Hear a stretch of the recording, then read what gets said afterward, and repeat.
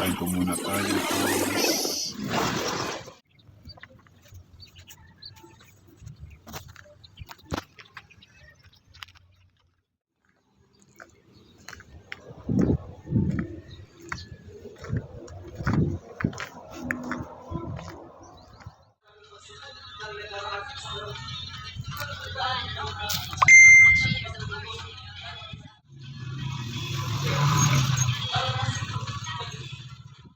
Puno na po yung parkingan.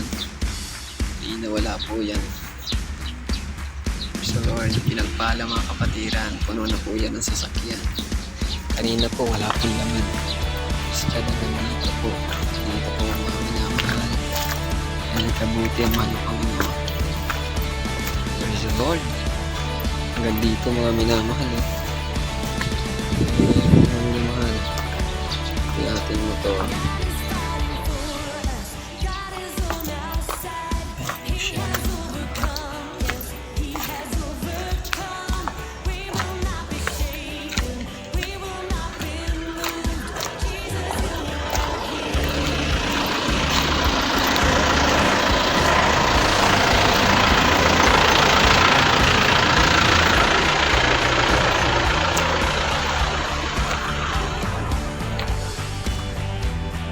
Man karapat dapat mga minmahal sa kanila nga hallelujah at dakilang Diyos ito'y kinabagan ng mahal na Panginoon sa dalangin ng pastor mga minmahal. Hallelujah tunay po mga minmahal yung pong may hawak ng hallelujah pins ng sulwining mga minmahal. Baga namuha po yung ating pong number mga minmahal. Kami po nag-text po sa amin na naway puntahan. Alam niyo po yung may karamdaman na yan mga minmahal. Hinahanap po namin yan dahil napakalaki po ang birth of Princesa City mga minmahal. At kung natundod po namin mga minmahal, nagpasalamat agad sa mahal na Panginoon dahil yung pong may hawak ng soul winning mga minmahal, baga siya po pinag-pray agad mga minmahal. At yung kanyang parang litsyon ng buong katawan mga minmahal, hallelujah, at sabi niya po, kuya, nung naipag-pray po ako, proceed po mga minamahal.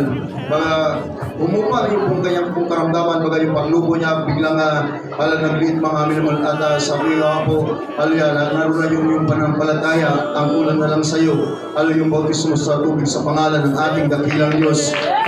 Tunay po mga minamahal na pinakita ng ating dakilang Diyos, hindi man karapat dapat mga minamahal.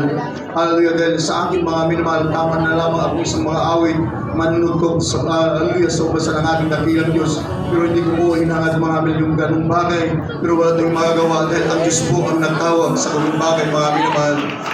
Tunay po mga minamahal yung karamdaman na yan.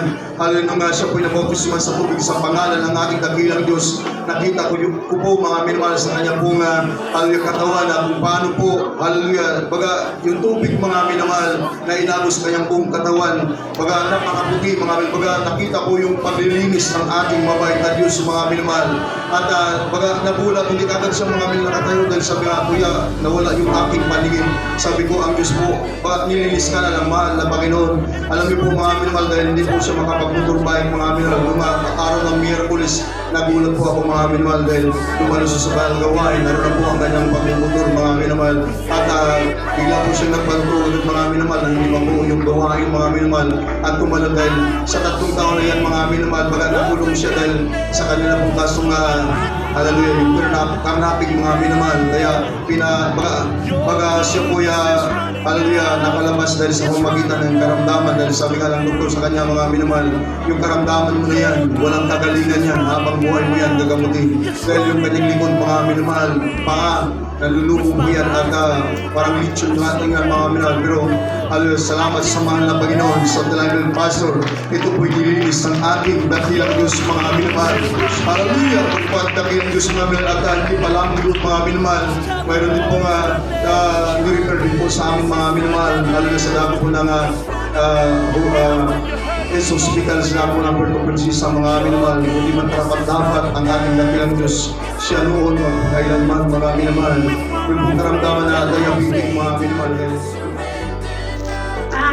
Patuloy lang po ako sa pagdalo. Yan pong, sinabayan ko po yan sa pag-fasting. Yan pong toxic water na yan ay pinagaling ng mahal na Panginoon.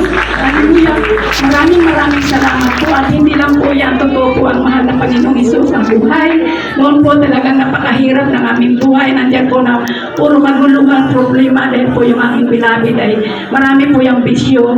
Alam niyo po talagang, noon po talagang umiiyak na po ako dahil may pisto po kami sa saputin ng damitan. Ang akala ko po yung beloved ko ay mamimili sa baklaran. Yung po ay dinadaan po sa saklaan. Talagang iniiyak ko po yan sa mga Panginoon. Alam niyo po, yung pag-uwi ko po dahil galing sa pananambag, yung beloved ko po, ako po ay, pag siya po'y natutulog, nililihans ko po yan. Sabi ko, mahal na Panginoon, tulungan mo ako. Pag-uwi ko po ang buhay ng aking beloved, napakarami pong bisyo. Totoo, ang Diyos, nagbago ng buhay ng po. Pinasasalamatan ko po yan sa mga ng Panginoon dahil nandito po siya ngayon. Kasama ko na po siya at nagpatagamit na po ang bilang adult choir. Maraming salamat po sa mga ng Panginoon. Come on, just tell your father, say, I will stand. All the highest glory and majesty belongs to our dear Jesus. Hallelujah, praise the Lord. And I give double honor and respect to the man of God, our dearly beloved and honorable pastor, Wildis Rada Almeida, the end-time prophet of our loving God. Happy blessed birthday po. And to beloved minister Willie James Almeida Jr., happy birthday.